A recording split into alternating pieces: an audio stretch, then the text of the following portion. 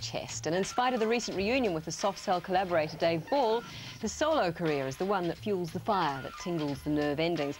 It's not all high kicks and fishnets, however, as Marc tells us. Behind the theatricality of his performing life, there lurks the possibility of genuine stage fright. Not in the studio, though, as the release of his 13th album attests.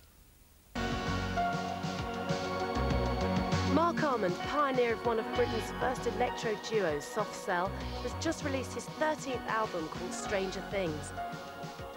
And I think one thing I've learned not to do is to think, well, you know, I'm now comfortable with the age I am. I'm sort of in my early 40s now, 43, coming up this year, and I think that you can't try and pursue to be the most fashionable thing anymore. I heard a story that no one told, a revelation to behold. I think sometimes I'm often a very shy person off stage, and then I've been this very extrovert person on stage.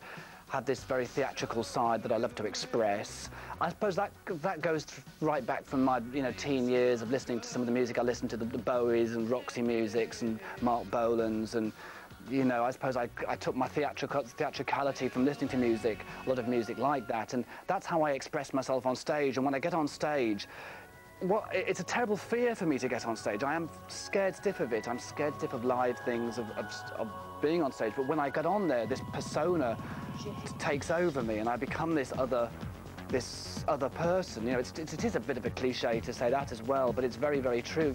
And if one day I should become a singer with a Spanish bum who sings for women of great virtue.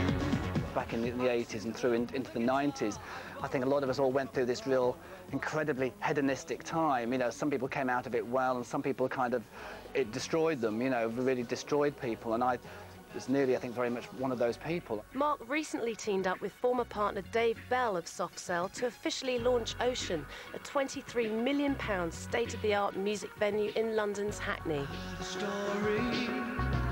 We didn't know how people's reaction would be, and thankfully we got a fantastic reaction from people, and it was like a rejuvenation of being back together again. This chemistry still worked.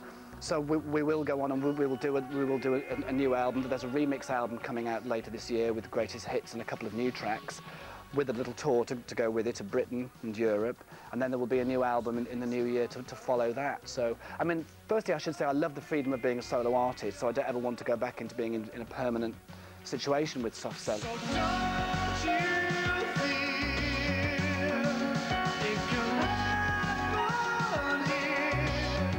Great reactions from the last album, and I hope that the signs are that people are really excited about the new record. So I just see what happens in a way. I'm always very realistic about setting my sights, and I think as long as you can always do well, in territories here, there, and everywhere, and I'm always lucky enough to sell enough records worldwide that I can always make another album and always make a quality album as well. So I'm always been very lucky as an artist like that.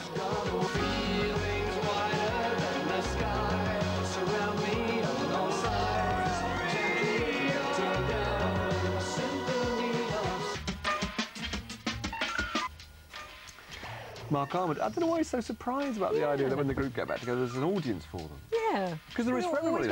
Every group, as far as I can see, will reconvene when they're all 60. And there'll be a load of people. The old audience will go back, desperate to see them again and see what they're like. There'll be Soft Cell fans and their plastic trousers. Yeah, bigger glasses. Blinking back the teeth. He'll have bigger glasses. Different shade of lipstick. Really grey hair. Genuinely grey hair. Fading tattoo. I can't wait to see it. Excellent.